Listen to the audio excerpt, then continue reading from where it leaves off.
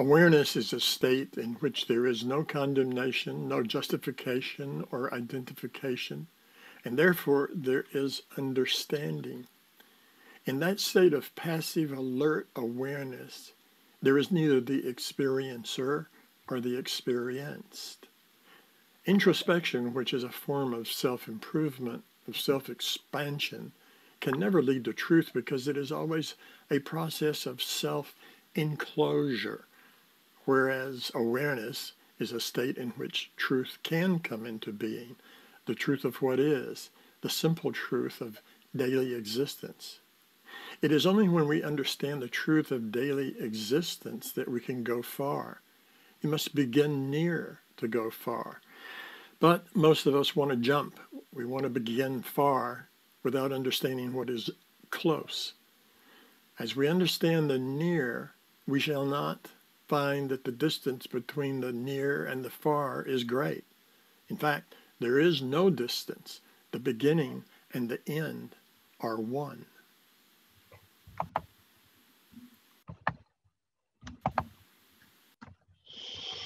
Thank you, Ray Watkins, for those beautiful words.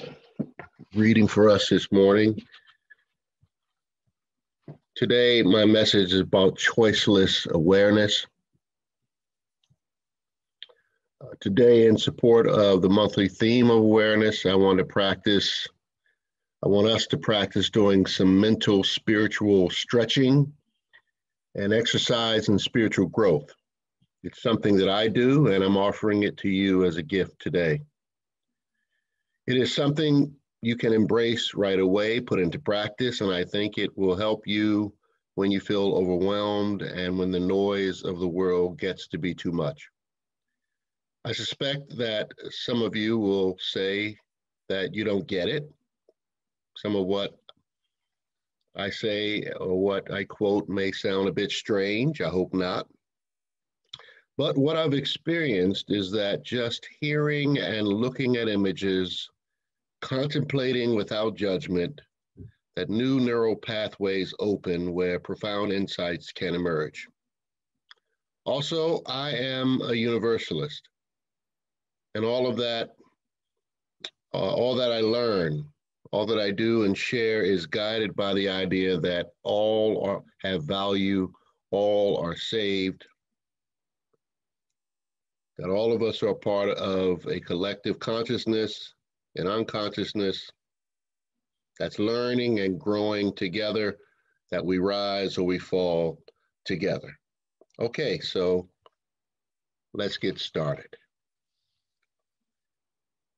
In the mid to late 1970s in my neighborhood, and probably in most communities in America, young boys understood toughness by who was the strongest or who could out-wrestle the other guy. Most of us pretended, of course, to be Muhammad Ali.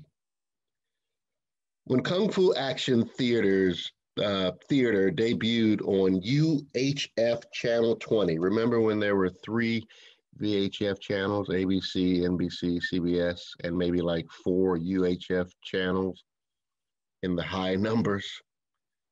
We had to turn the dial, and it actually made noise when you turned it, and straighten the antenna.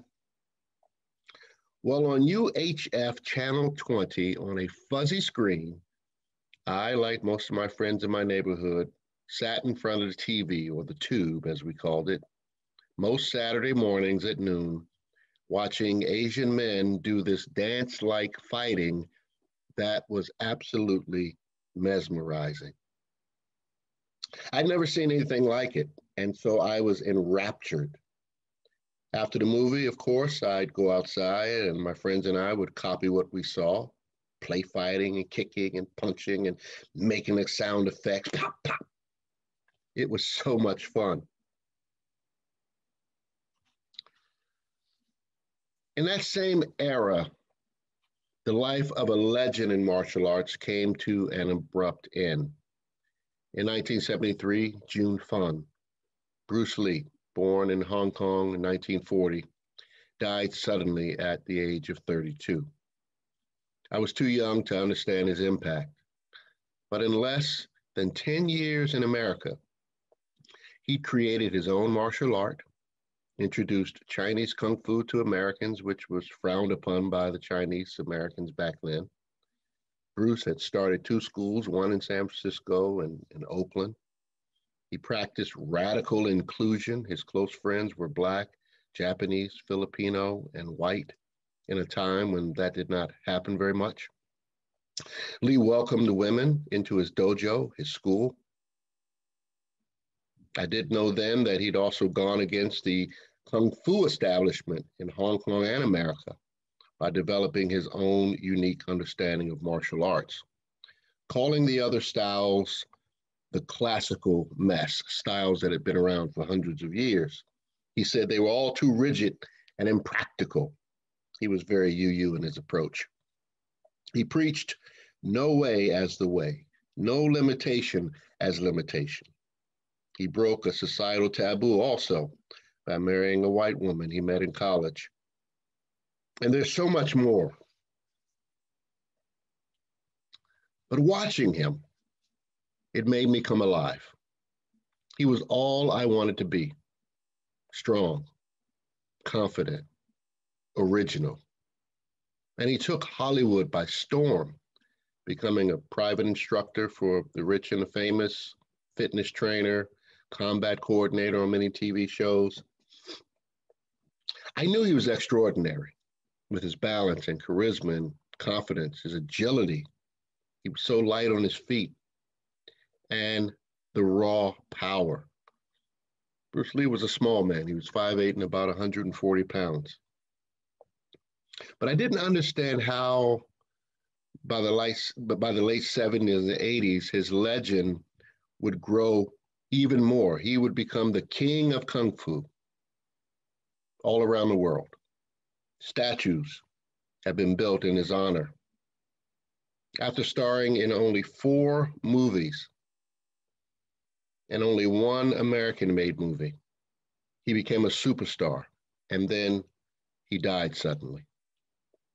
It was as if all that energy he was putting out was just too much for his small, muscular frame. Behind every person, there is a philosophy, a way of seeing life that drives them. Some of that drive comes from inner trauma. We try to prove to someone, like our parents, that we are worthy or not a screw up, and that's true in Lee's case with his parents. But also it was his deep pride for his people that drove him. He wanted to prove that Chinese Americans and all Chinese were equal to other Americans and all other Asians. He too was the product of his past, his people's history, and the stories of occupation, separation, and war. He carried that trauma, that pain within him, and he was determined to show that if they, Americans, other Asians who weren't Chinese, said that it couldn't be done, that he proved that it would and could be done, and better than they did it. And that was the case. He proved that they were right. They were wrong. Some said he was cocky or arrogant, but most felt themselves come alive in his presence. He had a way about him. In recent years, it is this aspect, his aliveness, that has intrigued me so much. What makes people like this tick? Where do they come from? How was he so awake while so many were stuck in their collectivist slumber? Many things, but in particular, the religion of Taoism, moral philosophy he picked up in college, and particularly the teachings of Jiddu Krishnamurti. These things undergirded, rationalized, and grounded his understanding of life. And when you look at most of his writings, you find comparisons to Lao Tzu, who's founder of Taoism, and J. Krishnamurti. You see those in his writings. Deep Eastern spirituality undergirded him. And that is what makes him most interesting to me. Of course, as a kid, it was his kicks and his raw talent, but as a man, I wanted to know his mind. To know Bruce's mind, we have to understand a large influence on him. Jiddu Krishnamurti was born in 1895 in South India. From the time he came of age, he was groomed to be a world teacher, a Jesus or Buddha type figure who was supposed to be the next great spiritual teacher according to calculations by the Esoteric Theosophy Society in India, who recognized his unusual awareness, maturity, and psyche, and they took him under their wing. But when the time came for him to take leadership, to awaken the world, he refused to be the leader they wanted him to be, and he walked away and chose a life of writing, lecturing, and meditation. His main teachings were on non-judgment, freedom, and choiceless awareness, and all of these caught Lee's attention in the 70s. Many of you may have heard of Krishnamurti. He was pretty hot stuff in the liberal arts colleges in the 60s and 80s. He lived a good long life, died at age 90. Krishnamurti was an original thinker, rejecting any loyalty to country, caste, philosophy, or religion. He felt by choosing a way, he was limiting his understanding of the way. This is quite similar to Bruce Lee's teaching. Krishnamurti said, "I maintain that truth is a pathless land, and you cannot approach it by any path whatsoever, by any religion, by any sect." Meaning to me that truth, freedom, is found within, and it is found away from the world of judgment and expectation. It is an inner knowing that you are all things. Now we're going deeper. All we have, according to Krishnamurti, is awareness.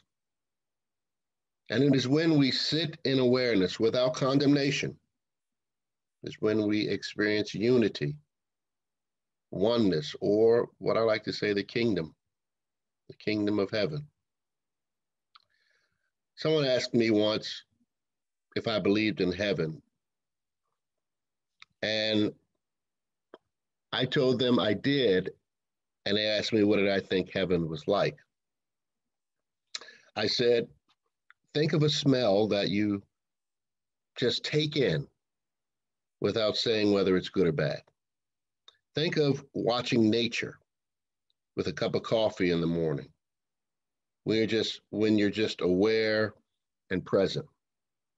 Think about what happens when you walk in a room that is perfectly decorated and the feng shui feels perfect.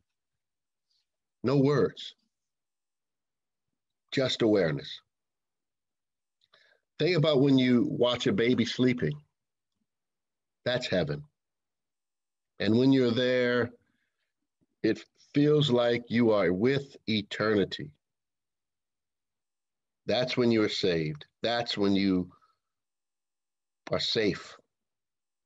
You no longer feel like the I, but you just become pure awareness. That is heaven.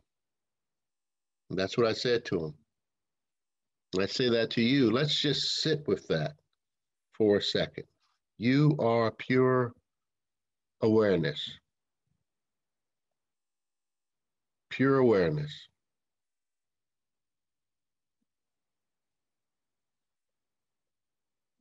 There is no action here. Just watching. And with practice, you can stay in this place longer. But most of us get thrust back into the yin-yang poles of judgment.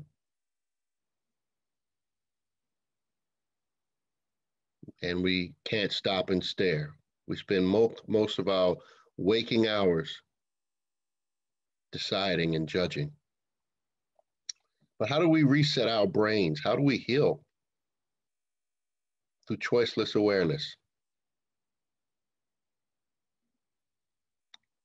But once we say something smells or stinks or is sweet, we come out of that awareness. We say that bird is blue. We realize there is lint on the carpet or there's a crack in the ceiling. We look at the baby and pray she doesn't wake up because we're exhausted. Now we're back to the personality and ego. But when you are practicing awareness in those moments, you're one, not two. You're unity. You're at your 0 point. And that is actually where all the healing, I'm told, takes place. Cells recover. The immune system strengthens. We have profound insights. In this emptiness is access to the all. This reminds me of the show Game of Thrones that was so big. That was a scene in particular that was a little bit disturbing, but it made me think, and there was some truth in the disturbance. The man says to Arya Stark, one of the stars in the show, "What's your name?" He's training her in a monastery. And she responds, "I'm Arya." And he punishes her. And again he asks, and again she says her name, and she punishes her. And over this happens. And it looks really bad. But there's a deeper meaning here. You see, the meaning is that as she identifies with the ego, she's identifying with her fear, her pain, and hurt, the world of cause and effect. And she feels punished, judged, not worthy. But he finally says to her, "What's your name?" And she responds, "The girl has no name." If the girl is truly no one, she has nothing to fear. And finally, she gets it. When we over-identify with the ego, we get tossed and turned by life and we feel the blows. But when we practice surrender and finding those moments to stop and stare, then we know that we are more than just those moments. For Bruce Lee, like many of us, we have to learn this the hard way. We over-identify with the ego and our body gives out. Bruce had a major back injury from overtraining. He was laid up for 6 months, but while recovering, being told he'd never do high kicks again, he got back to his reading. He found Krishnamurti. And he learned there, lying flat on his back, that he was more than just a man, or Chinese American, or a native of Hong Kong, or martial artist, or father, or husband, or movie star. He learned that he was pure awareness. You, my friends, are pure awareness. Imagine that. Imagine that the planet, the cosmos, or the God or no God of your understanding, imagine that it is participating with you and you with it. That when you are aware and paused and not judging or blaming or being a victim, that you and it are one. And that is nirvana. And that is wholeness. And that is living a life that is fearless and yet on purpose because you know who and what you are. Look at this reading again. Awareness is a state in which there is no condemnation, no justification or identification, and therefore there is understanding. In that state of passive, alert awareness, there is neither the experiencer nor the experienced. Introspection, that's judgment, which is a form of self-improvement, of self-expansion, can never lead to truth, not to who you really are, because it is always a process of self-enclosure, of limiting that which is limitless. Whereas awareness is a state in which truth can come into being, the truth of what is, the simple truth of daily existence. It is only when we understand the truth of daily existence that we can go far. And you must begin near to go far. But most of us want to jump, to begin far without understanding what is close. As we understand the near, we shall find the distance between the near and the far is not. There is no distance, for the beginning and the end are one. How does this relate to us as Unitarian Universalists? Well, this idea of oneness certainly is a part of our principles. But a lot of times we as UUs tend to be those who are always speaking up and naming injustice and challenging unjust systems, and that's a good thing. We do a lot of shouting. It has its place. But we can't always be out there on the front line. Sometimes you can be out on the front line too long and it can wear you down. You become a casualty of war. Well, a soldier is on the front line only for a little while before he or she is relieved and sent to convalesce. We are many things as Unitarian Universalists, but we are also respite, peace, balance, harmony, transcendence, rest, renewal, interdependence, and pure love. These words are our sustenance. Pure awareness is our healing. Stopping and just staring is the path to finding out who and what you really are. It can help put life into perspective. Dear friends, we have a big election coming. Some of you, I know, are afraid of what the outcome may be. But before and after November 4th, I want to ask you to find time to suspend judgment. Just let it all go. Just accept life for what it is. Just be aware when you need to come off the front lines and go find that space where despair can't touch you.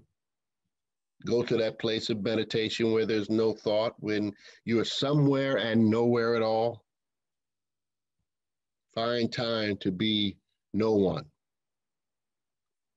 My dear friend Bruce Lee, lying on his back for months, healed miraculously.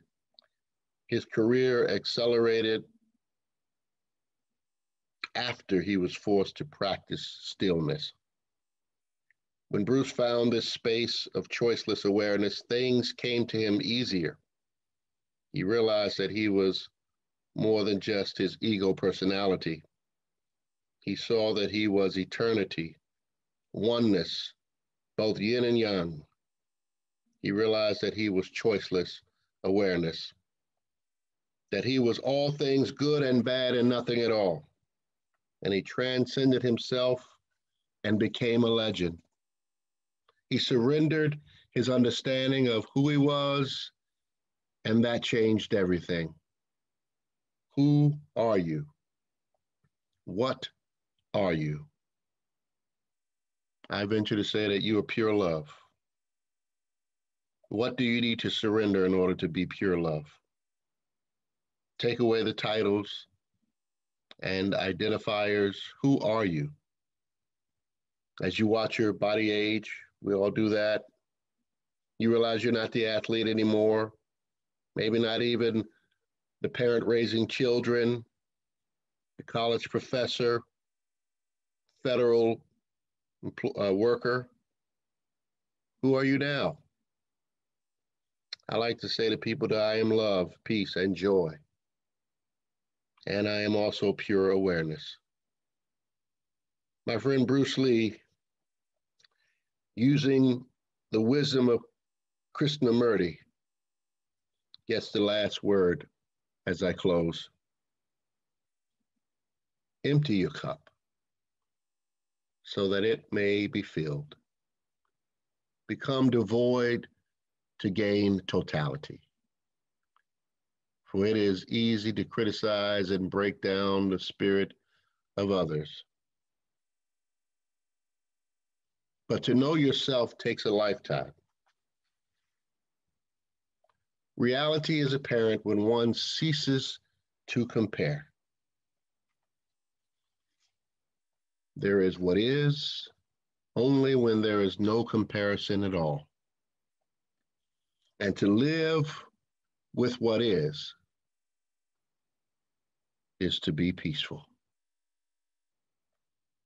May it be so. Amen.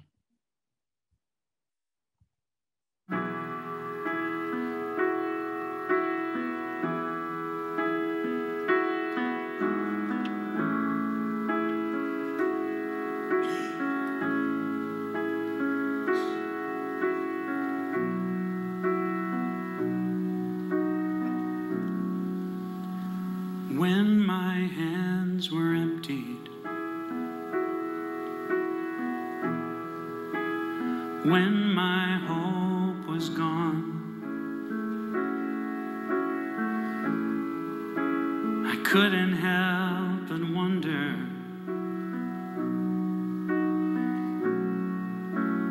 what had I done wrong.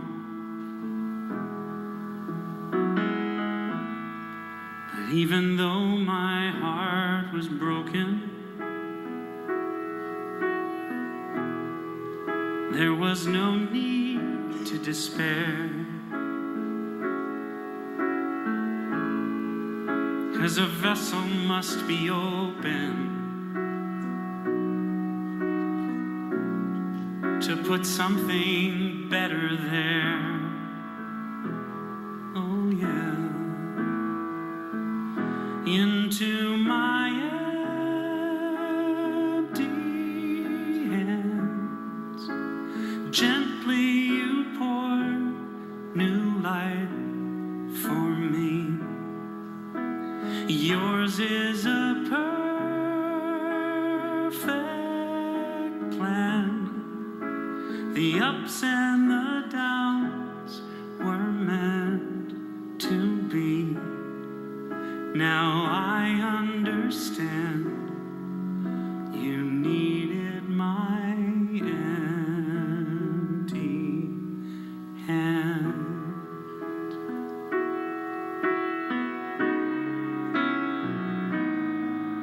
So forgive me when I doubt it. I admit sometimes I do. Nor consider giving up, 'cause I cannot see the truth. I know I'll never go without it. Your deep and abiding love, oh love, into my empty hands, gently you pour new life for me. Yours is a perfect plan. The ups and the downs were meant to be. Now I understand you needed my empty hands.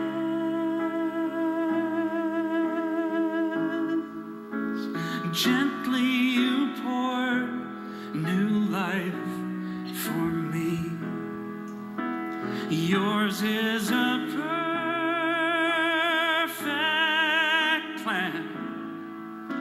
The ups and the downs were meant to be. And I cannot help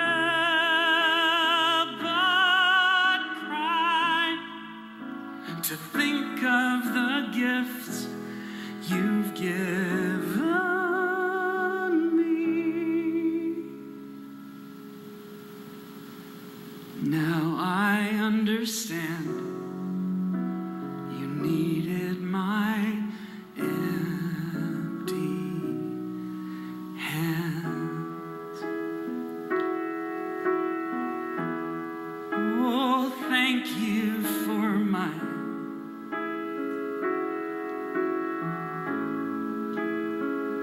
Thank you for